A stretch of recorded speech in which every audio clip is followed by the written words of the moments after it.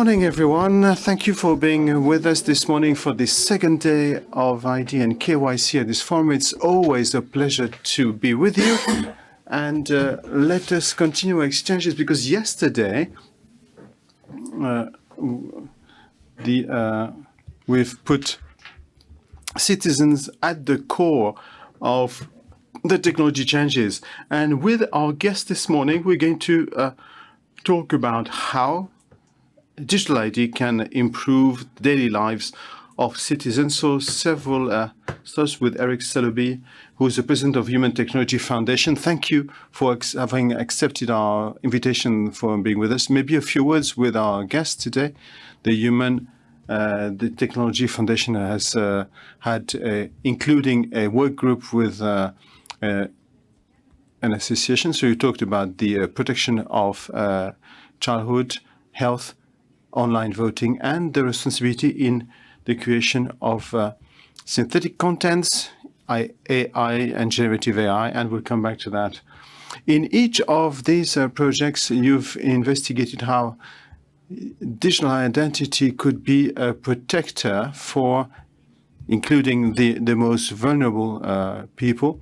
And maybe we'll come back now with the first point of attention. I know this is a topic that is close to your heart, the protection of minors, especially. And we've seen that's what Guy was telling us about in his introduction.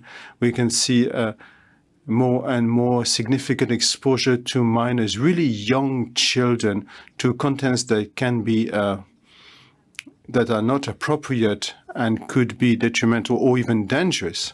Some figures actually speak for themselves. 2.3 million minors have already seen some pornographic websites, and we're talking about children of 12 years old.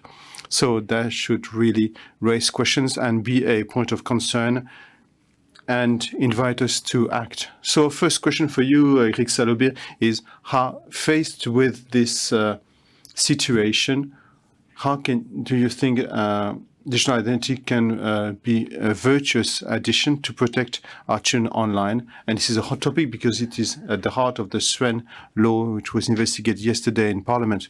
Well, exactly. Yes, to zoom out to tell you the framework of the work we've done, a year and a half ago, the government of Canada asked them to bring a public policy around digital IDs, best practices that could apply to all provinces that, of course, didn't agree. So we supported them by doing something that was wide and technology neutral.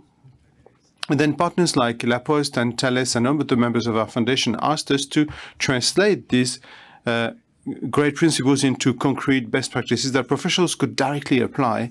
And this is when we chose those groups of use cases which seem to be the most useful. Now, of course, we will work on digital ID, on other ways of providing usefulness to citizens. And to answer your question, I think that when you talk about children online, there are three main risks. The first one is access to contents that is totally inappropriate. You're talking about 12-year-old. Unfortunately, for boys in France, it starts at 6 years old. We don't even imagine how it's possible, but it is possible using the Big Brother's phone and so on. So it means exposure to sexuality way before there is the corresponding love emerging. So it's a problem of personal development, but it gives them the impression that being naked in front of a camera is normal, and half of the pedopornographic content is supplied by children themselves because they think that everybody's doing it. And of course, needless to say that pedophiles are, of course, very happy about that.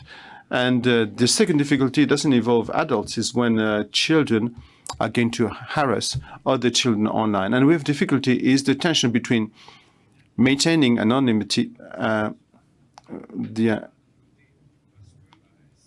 the privacy of and whatnot, because if we'll be happy to, if one day there is a problem, to indicate our point of view while protecting ourselves, and at the same time be able to identify the harassers. And of course, the third point is pedophiles adults pretending to be children. So we worked mainly on the first, is the proof of age, the first case. There are laws that should normally say that the website should check the age of if you just certify on your honor that you're over 18, it's close to zero. Realize that digital identity could provide a lot in terms of certification of the age and proof of majority. And let's say everything that's been attempted so far is that it implied either an ID card or a bank card. And of course, nobody used that. So everyone bypassed that. If the adults bypass it, children will bypass it. And the big step up, the main improvement is working around certification with a double anonymous using an application that needs you to prove that you are major and the website doesn't know who you are.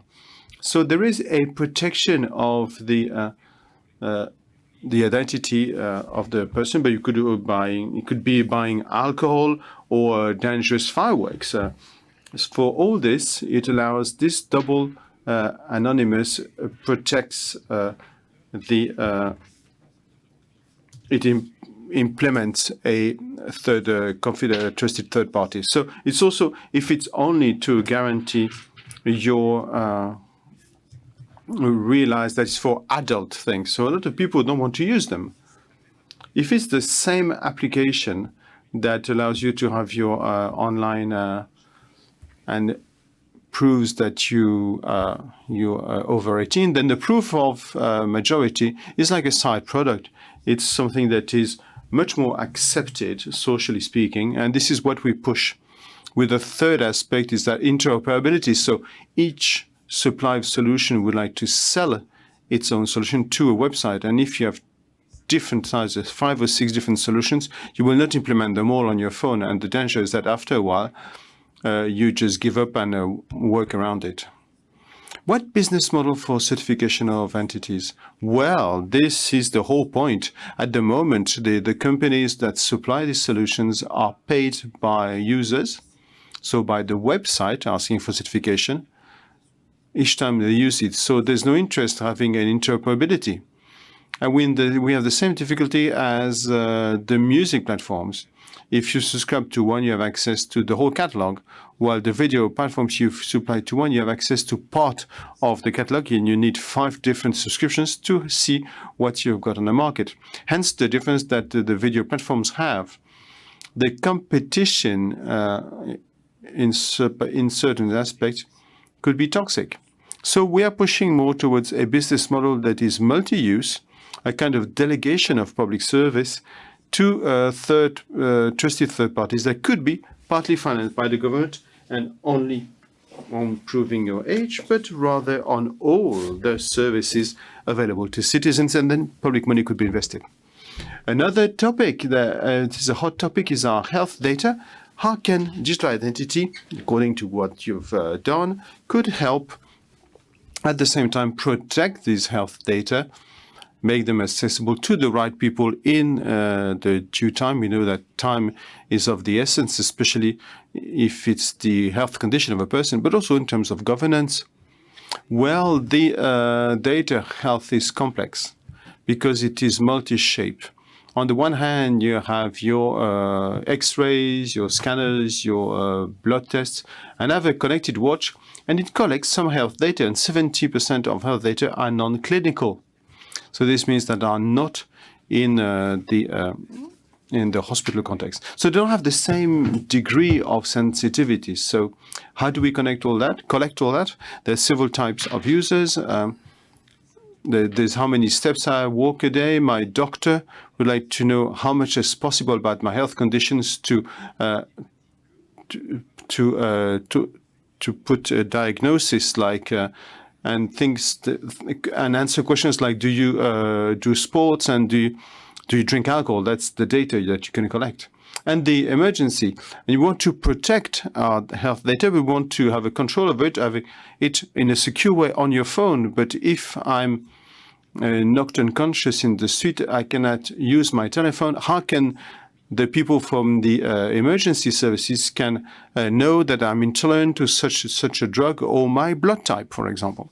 So it's all that you have to manage. And what we offer is a solution, not a technical solutions. Our partners do, but a framework of governance that allow us first to limit, let's say, the multiplication of the entry of data. If you go to another doctor, then they're going to ask you so many things.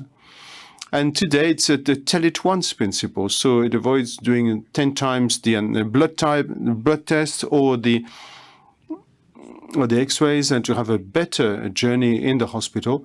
And the clinical data and other non-clinical data mixed, and as part of the framework, and it's more and more the case, in the case of an analysis based on algorithms and AI to help doctors, then the AI can crunch this data with others and say that if you have this type of pathology and that you live in a place with this type of pollution, you have 30% risk of having this type of disease. And therefore, we're going to propose the test that will not be proposed to someone else. So all this is going to help improve both the seamlessness of the data, the situation, and the health of patients. Another topic, because it's in the news, 2024, over 60% of the world population is going to go and vote. So online voting, of course, it's not accessible to many countries. This represents at the same time questions of access, of inclusivity, be able to access to this right of vote in a democracy. Of course, there's still a lot of risks that are not under control. What are the risks that you are fearing? Well, several things. When you look at this kind of situation, we try and see the benefits, and then we look at the risks. And the benefits, I mean, I had breakfast with the mayor of a mid-sized city in France, saying that he couldn't find any volunteers to have the polling station. And therefore, the democracy is in danger because nobody wants to run that. And we can see that from election to election, the participation rate is going down, especially among young people. So how are we going to allow young people that are rather connected to take part? How are we going to reduce the requirement in volunteers in polling stations? It's by implementing an app. And the app on which you have your ID card, so you could vote with it, you could get a push notification saying today is the elections, and then you have the list of the candidates and you vote. And that would extend, because for the moment you vote when you must, so a number of elections on the calendar. But then if more direct democracy like they have in Switzerland, and they know that it's happening in a number of communities and local authorities, the possibility to launch votes or referenda around local citizen decisions. And if you get a notification saying the municipality is asking you to vote whether we should invest for a swimming pool in the city center, yes, no, you have a description and you can vote. We would probably have a stronger engagement. Now, the risk, of course, is of fraud, but if it's not a presidential European and the risk of fraud is offset by an increase in the investment of citizens. I'd rather have 3% fraud than 30% or 40% of citizens who voted on creating a library, because these are the people who are engaged, not just the city council that invest in that. So it's all the positive aspect. Now, the limit to that is that not everyone has access to a terminal and the skills to use this type of tool. And therefore, it can only be a complement of tangible tools and brick and mortar polling stations for people like older people and people who don't have access to that. First thing. Secondly, smartphone is not isolated, is not, even if we encrypt the data, we cannot be sure that the person who is voting on that is not under pressure because normally if you are voting in France, you are isolated and you cannot have a pressure, and the person decides to vote something else and nobody knows about it. So we promote the two camera, the one to identify you and the main camera to check that you are alone in the room. So if you're alone in the room, it's kind of the same conditions as voting. So there are ways of making sure that digital identity helps to revitalize legislation, especially local democracy.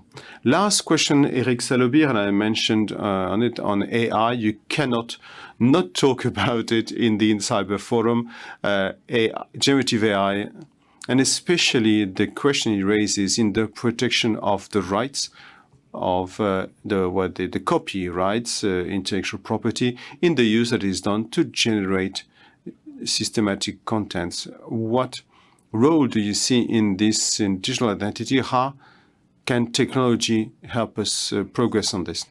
Where this is a different vertical, but it's not only digital identity, but if you want to sign, you have to authenticate yourself, make sure that it is you. So it'd be like a side product, an extra element, but we see more and more that we have the difficulty of checking, authenticating the contents either generated by AI or with the help of AI, or could be transformed by AI. And the question is, if you're a journalist and you get a Reuters news, can you be sure that depending on the type of channel that the news has not been forged? So it takes thousands of a second. Same thing for video, photo. And the good way to guarantee that is to use some electronic signature systems to help you that the email you got, there's a green banner saying it's exactly what was sent. So it's very important because it secures information in an area where fake news are more and more present, and the trust of the general public is dropping sharply, because we can see that what we see, we're not sure that it is reality. What we hear, we're not sure it's reality. I could have Edith Piaf sing some Daft Punk songs and nobody will know. It's easy to do. So this will secure, but also protect copyright, because you could sign and guarantee the ownership of a content, and that's extremely important. But it's true, and it's probably how we will conclude. We have an issue that we haven't actually cracked completely, is the tension that exists between, on the one hand, the desire we have within the European Union to protect copyright and ensure that the major platforms, large models, can actually pay the owners of the content.